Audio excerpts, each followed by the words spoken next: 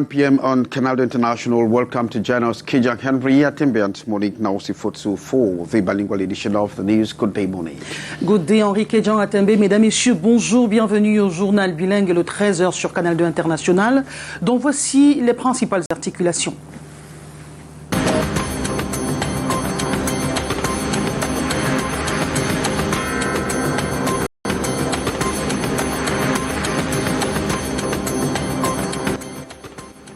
Dépouille d'un septuagénaire retrouvé après 2 semaines à Kekem, les circonstances du décès de Célestin Tsafak restent inconnues.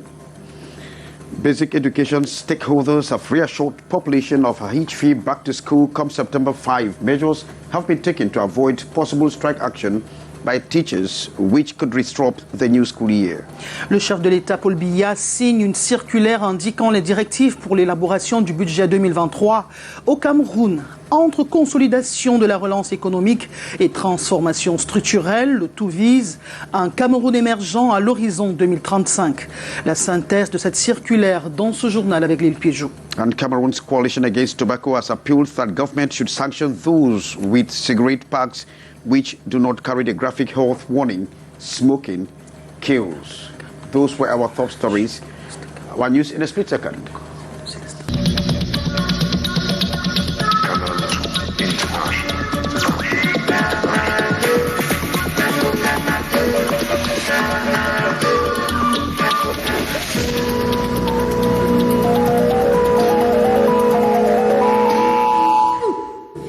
You're welcome to join us on the 1 p.m. Bilingual News. You can get us on our Twitter handle. Monique, you have the first part of our news, and of course, you are carrying us to Kekem in the west region of the country, where you are telling the population that there is a discovery of a dead body that lied or that stayed for 2 weeks. Yes, Henri Kijang Atembe, c'est une découverte macabre à Kekem, c'est dans la région de l'ouest Cameroun. Le corps de Célestin Tsafak a été retrouvé il y a peu et selon les premiers éléments du diagnostic d'un médecin légiste, ça ferait au moins 2 semaines qu'il est rendu l'âme, mais pour l'instant, les circonstances de son décès restent inconnues. Célestine Poumetia, Biomari Kéou.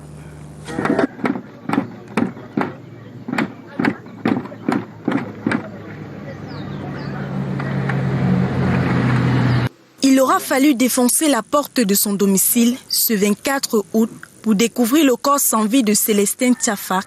Nous sommes à Kekem, dans la région de l'Ouest. On constate que le corps est en état de décomposition avancée, très probablement au moins 2 semaines. C'est l'odeur de la dépouille en état de putréfaction qui a alerté le voisinage. On a été saisi ce matin aux environs de 7h30. Par le chef du quartier Ekot à Kekem, qui nous signalait que le voisin de monsieur Tsafak Célestin, dont la maison se trouvait juste derrière nous, est venu lui signaler qu'il avait constaté son absence depuis pratiquement 3 ou 4 jours et qu'une forte odeur pestilentielle se dégageait de la dite maison. On a constaté que le papa était décédé et qu'il vivait seul dans son domicile et âgé environ de 75 ans. Il souffrait certains petits problèmes de santé tels que le diabète, le problème des yeux, le mal de pied et le rhumatisme. Les véritables raisons de son décès ne sont pas connues. C'est après les résultats de l'autopsie que nous croyons que les décisions définitives vont être prises. Donc on laisse le reste à l'enquête qui va nous déterminer, et l'autopsie qui vont déterminer les véritables causes de ce décès. Une enquête est ouverte par les éléments de force de sécurité du ONCAM pour tirer au clair cette affaire. Une vingtaine de cas séropositifs détectés à Yaoundé par l'unité mobile de vacances sans sida. C'est le bilan après à peine 15 jours de déploiement sur le terrain. Les pères éducateurs sont à pied d'œuvre dans la capitale politique du Cameroun, chez leurs camarades et dans la population en général. L'objectif vise à raviver la conscience des uns et des autres sur la dangerosité de cette pandémie et surtout les drogues qui exposent à la contamination. Karel Mezatiachoya, Serge Alanzibou. Elles se distinguent des autres par leur chasuble. C'est tout naturellement qu'elle se frotte à cette population, pour la plupart estudiantine, dans un but bien précis. Les convaincre de marquer un temps d'arrêt ici pour se faire dépister sans débourser un seul franc. Certains sont réceptifs et d'autres pas. Mais ça n'empêche à ces Amazones de faire ce pourquoi elles sont là, sensibiliser sur le VIH, qui, associé à la consommation des substances psychoactives, se répand plus rapidement. Ça fait comprendre aux gens déjà que le sida est encore une maladie qui est présente sur le terrain. Plusieurs étapes à franchir pour connaître son statut. D'abord l'enregistrement, ensuite la prise de sang pour analyse. Si on ne peut pas aller à l'hôpital et que l'hôpital vient à nous, pourquoi ne pas profiter? Puis arrive le temps des résultats, au bout d'environ 15 minutes d'attente. Initiative saluée par des volontaires qui se sont prêtés à l'exercice. Au cas où il va à l'hôpital, au cas où on n'est pas, il remercie le Seigneur. Tout homme sexuellement actif, il est bon de connaître son statut. C'est mieux de savoir qu'on est malade. On peut prendre les précautions pour se soigner. La tendance est plutôt bonne ici. 0 personne atteinte au bout de 40 tests effectués en 2 heures de temps. Mais depuis le début de ces descentes sur le terrain, la liste des cas positifs s'allonge. Il y a eu beaucoup de cas que nous avons référés aux APS. C'est justement pour réduire l'impact de cette maladie chez nous que la première dame du Cameroun, à travers Synergies africaines contre le sida et les souffrances, mène ce combat depuis 20 ans. Priorité aux jeunes filles, 9 fois plus touchées que les garçons. L'abstinence est le message phare. Maintenant, pour celui qui est sexuellement actif et qui te dit qu'il ne peut plus arrêter, on lui montre comment bien utiliser le préservatif. Lancé le 10 août dernier, l'édition 2022 de Vacances sans sida court jusqu'au 31 août prochain. Nous vous annoncions en titre cette circulaire que vient de signer Paul Biya, le président de la République du Cameroun, et qui indique les précisions en matière d'élaboration du budget 2023. On parle de consolidation, de la relance économique et de la transformation structurelle, le tout pour avoir un Cameroun émergent à l'horizon 2035. La synthèse de cette circulaire avec Lille Piégeot. Paul Biya donne le ton du budget de l'État du Cameroun pour l'exercice 2023 dans une circulaire rendue publique mardi en 4 grands axes.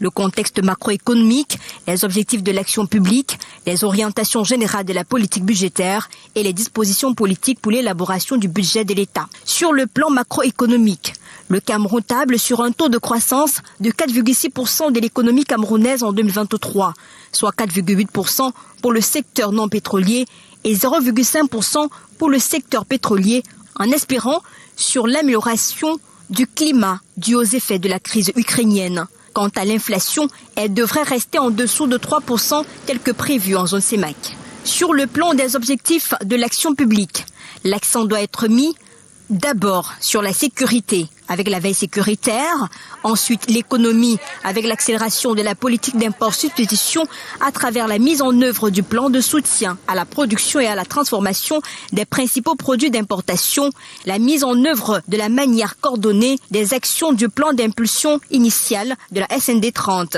à travers la maturation des plans de développement sectoriel de la SND 30.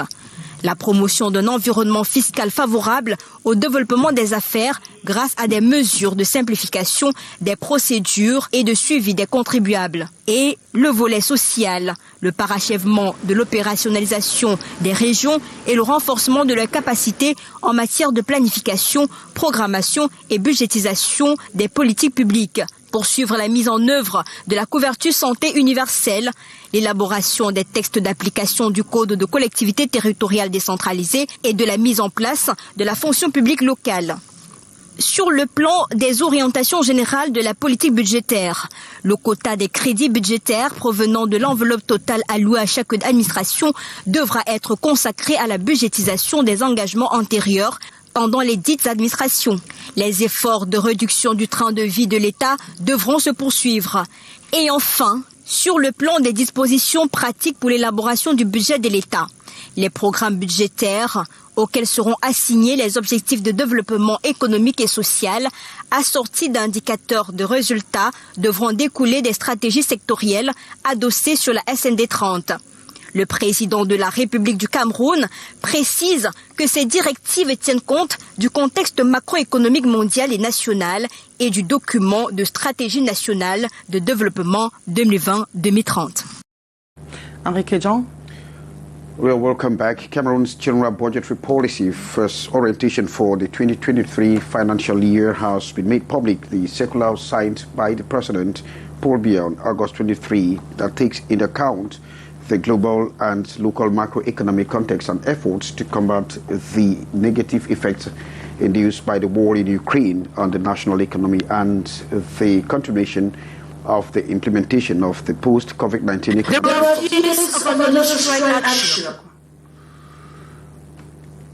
Well, sorry for that mix-up there. We were talking about the general budgetary orientation policy that has been made public and, of course, a circular signed by the President on August 23, taking into account the global and local macroeconomic context and efforts to combat the negative effects induced by the war in Ukraine on the national economy, and of course a continuation of the implementation of post-COVID-19 recovery drive, as well as the pair of measures in structural benchmark of the new economic and financial program concluded with the international monetary policy.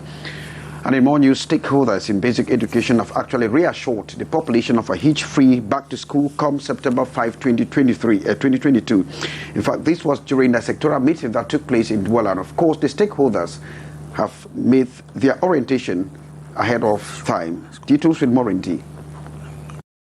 There are fears of another strike action of teachers of the basic education sector if government fails again to take quick actions to address what many have described as partial solutions. Failure to solve these problems, many say, might cause significant disruption of the new school year 2022-2023 and major dysfunctions in the education sector. These problematic and many more was at the center of deliberations of a sectoral meeting of the basic education sector that held August 24 in Douala. According to the regional delegate for basic education, measures have been taken by the government to appease and calm down tempers as a new school year begins in 2 weeks.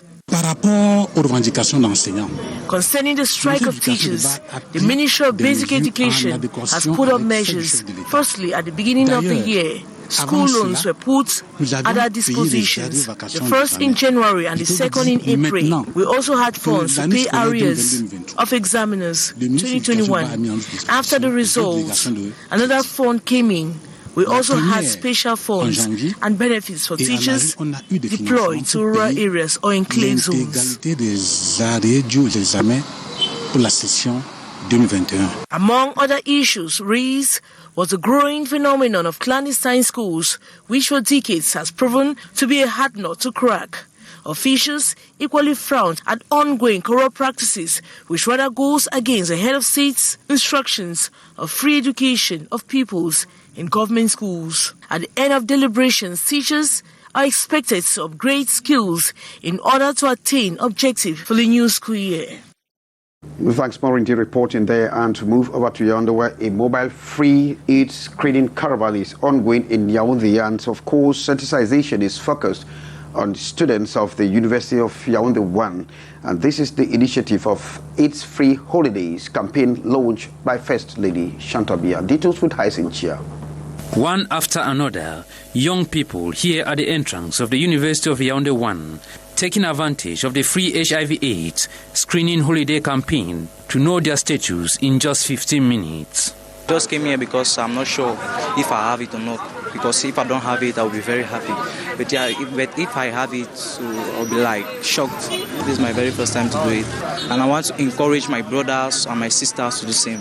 And these are peer educators here in their numbers to sensitize the youth on the importance of knowing their status. Our center to know positive to HIV/AIDS or not, just there, and it's free of charge. Yes, just go there. You know, take time 5 to 10 minutes. The test will be out. Not an easy task to lure some young people, but they keep pressing on to make them see reasons. You have to know how to approach population to speak to them. Because if you approach the population harshly, they will not accept to do it. So they have to convince population and advise them to come and do their tests to know their status. It's good to know your status so you will know how to live among people. The few positive cases quickly referred to the health units for medical services. This is the initiative of the Cameroonian First Lady, Chantal Biya, aimed at reducing the HIV infection rates in Cameroon, as she strongly recommends the abstinence measure among young people. Chair Monique, now see we're talking back to school, and stakeholders you are saying are already preparing very seriously ahead of time. Garantir une année scolaire sans obstacle, c'est le vœu des responsables du ministère de l'Éducation de base qui viennent de tenir une réunion à Douala. Une feuille de route a été élaborée pour cette rentrée scolaire 2022-2023 qui pointe à l'horizon. Leslie Poumetia. Les responsables de l'éducation de base en discussion ce 24 août à Bonanjor, dans le premier arrondissement de la ville de Douala. Il est question d'identifier les challenges à relever pour le compte de l'année scolaire 2022-2023. Ce que j'attends des enseignants du secteur de l'éducation de base, que chacun essaye de faire son travail, que l'objectif soit uniquement donner du savoir à nos petits-enfants de notre région. Je pense à la lutte contre toute forme de corruption en milieu scolaire afin de garantir la gratuité de l'école primaire qui est une option politique et très chère au chef de l'État. Nous allons également veiller à l'assainissement de l'éducation privée de base en luttant également contre la prolifération des amants clandestins. Toutes ces dispositions soulevées pour assurer une année scolaire réussie dans la région du littoral. Deux objectifs nous sont assignés. D'un, la rentrée du 5 septembre 2023 doit être effective. Et de deux, toutes les activités qui vont démarrer ce 5 septembre doivent être conduites avec brio jusqu'à son terme en fin d'année scolaire, y compris les activités connexes. Les revendications des enseignants qui ont perturbé l'année scolaire 2021-2022 étaient également à l'ordre du jour. L'année scolaire 2022-2023, le ministre de l'Éducation a mis à notre disposition 2 délégations de crédit. La première en janvier et en avril, on a eu des financements pour payer l'intégralité des arrêts dus aux examens pour la session 2021. En attendant l'application des résolutions prises, il ne reste plus qu'aux élèves et enseignants de retrouver le chemin de l'école le 5 septembre prochain. La coalition camerounaise contre le tabac milite pour la mise en œuvre de la réglementation sur les marquages sanitaires graphiques des emballages des produits au Cameroun. C'était à la faveur de la 2e session anti-tabac. Le plaidoyer a été lancé au Conseil national de la consommation. Bénédicte Ngono. Des paquets de cigarettes, on en compte au Cameroun. Mais la plupart ne respectent pas toutes les mesures de marquage en vigueur adoptées par les ministres de la Santé publique et du Commerce le 3 janvier 2018. On se rend compte que les images qui sont en vigueur, qui étaient supposées entrer en vigueur depuis le 12 juin 2021, ne sont pas apposées sur tous les conditionnements.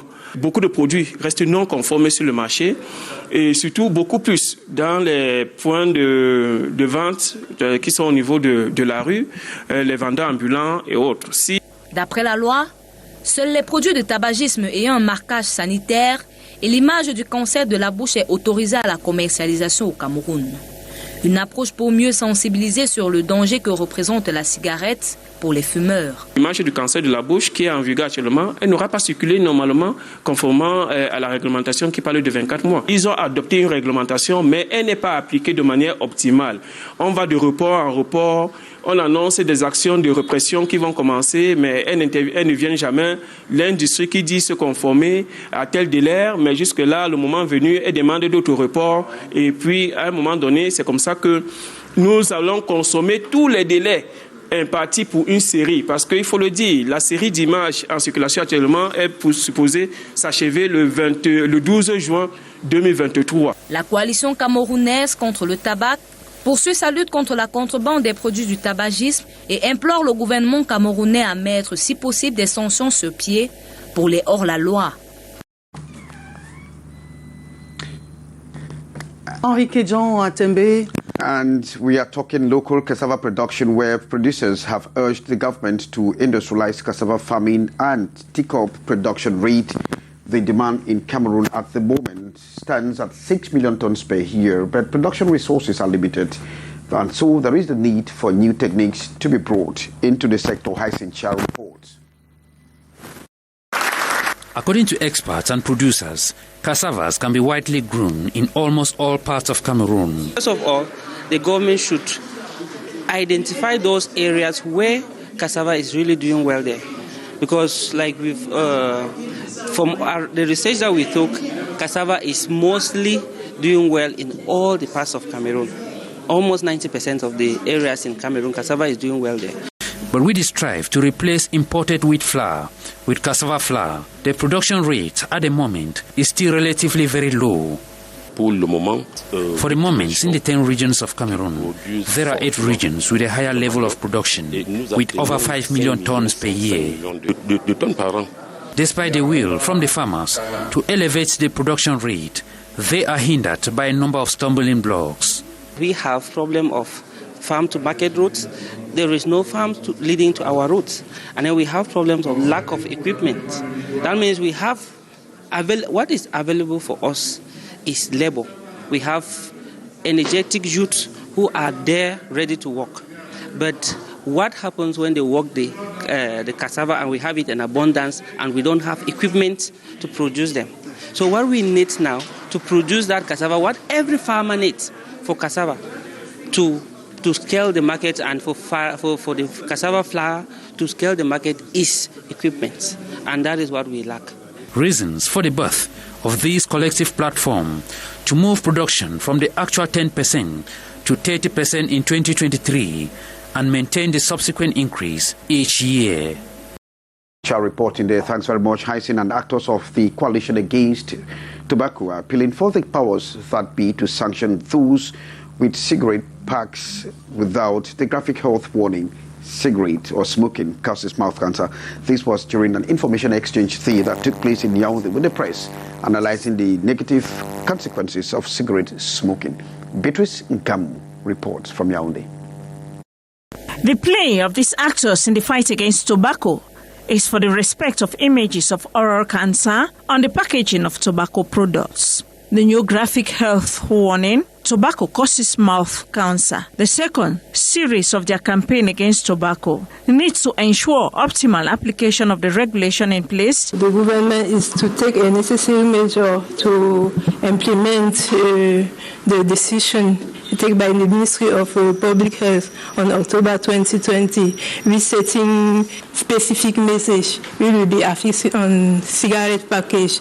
This specific message is the smoking causes mouth cancer. Meeting with the press during an exchange and information session in Yaoundé, the members of the Cameroon Coalition Against Tobacco say the welfare of the population, their preoccupation. Very disturbed, as small roadside sellers, the supply points for majority smokers, can be seen with many non-compliant and smuggled tobacco products. We need to protect the population against the harmful effect by showing them the real affection related to tobacco use. Time for repression. The state to take sanction against defaulters, that is producers, importers, distributors, retailers. We urge again the Ministry of Trade through the National Brigade of Fraud Control and Repression to seize tobacco product which is not conform to the regulation on the tobacco control sale point. Graphic health warning on tobacco products is more impactful, the actors believe, for touching a pack with a horrible image, warning bells, and sure help to cut down on tobacco-related illnesses and deaths. Ambo, thanks very much. Beatrice Nkamu reporting there from Yaoundé. Monique, our next part. Yes, Enrique Jean Atembe, le nouvel immeuble siège de la Caisse autonome d'amortissement officiellement ouvert au public.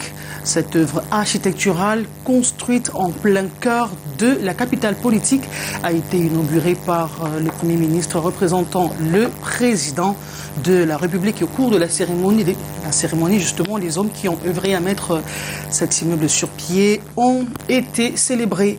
Cette bâtisse s'inscrit dans le cadre du projet des grandes réalisations de Paul Biya. Reportage Delphine Foncoutene et Serge Alain Zibou. Le ruban symbolique coupé, la plaque commémorative dévoilée, le nouveau bijou exploré par le parterre de personnalités, ici conduit au nom du président de la République par le Premier ministre. Le nouvel immeuble siège de la Caisse autonome d'amortissement, un chef-d'œuvre architectural qui illumine la mythique place du boulevard du 20 mai de Yaoundé. Un exemple à suivre selon le chef du gouvernement. Il s'agit pour la Caisse autonome de se doter d'une visibilité qui reflète le rôle important que cette structure joue dans notre système économique et financier. C'est donc un exemple dont peuvent s'inspirer les autres structures du paysage institutionnel qui envisagent de se doter d'un cadre de travail puissant. Bâti sur une superficie de 21 525 mètres carrés, ce fleuron architectural comporte 12 niveaux avec 22 bureaux par niveau, 169 places de parking, un restaurant, une salle de sport, une salle du conseil d'administration, infirmerie et espaces commerciaux. Il est également constitué de 2 autres blocs de 3 et 4 niveaux à l'arrière-plan. Les blocs 2 et 3 se présentent par un volume longitudinal abritant les services complémentaires extérieurs, c'était plus haut. Salle de conférence, zone de parking et plein air pour les DG, DCA et les VIP. Construit en béton armé, cette œuvre est de l'entreprise espagnole Galdiano Construcciones. Il est doté de commodités à la pointe de technologie et à la hauteur des défis de ce maillon essentiel des finances publiques camerounaises. Elle effectue des études prévisionnelles relatives aux engagements de l'État et ses démembrements.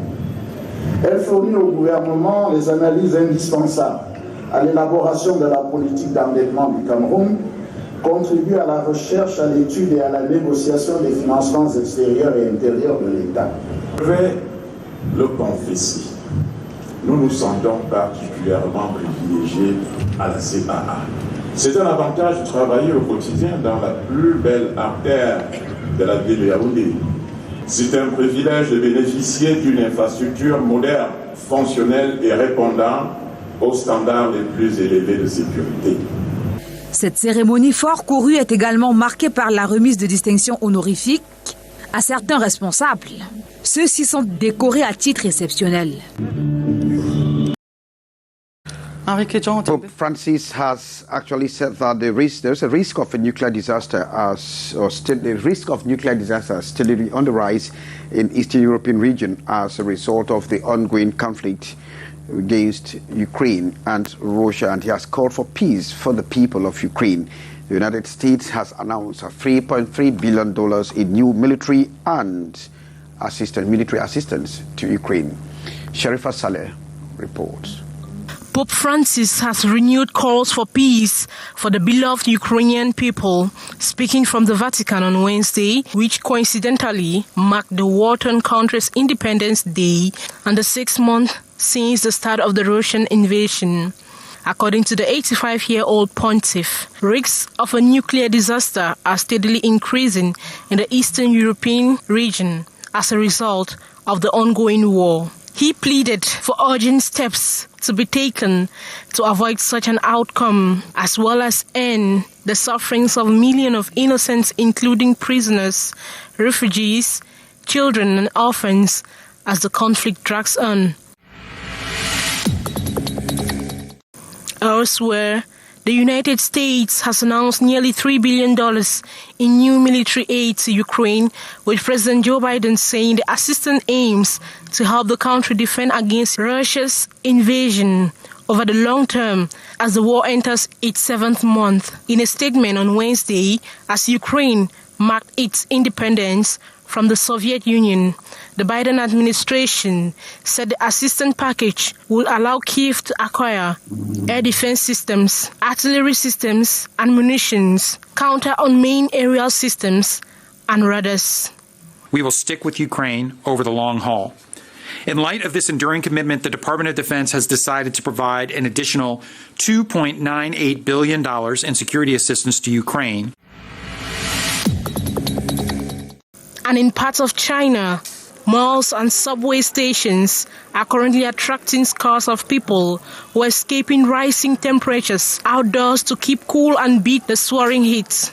Trickling reports indicate the situation is particularly worse in China's southwestern city of Chongqing, as the country faces its hottest summer in history, and experts have said the intensity, scope and duration of the heat wave could make it one of the worst recorded in global history.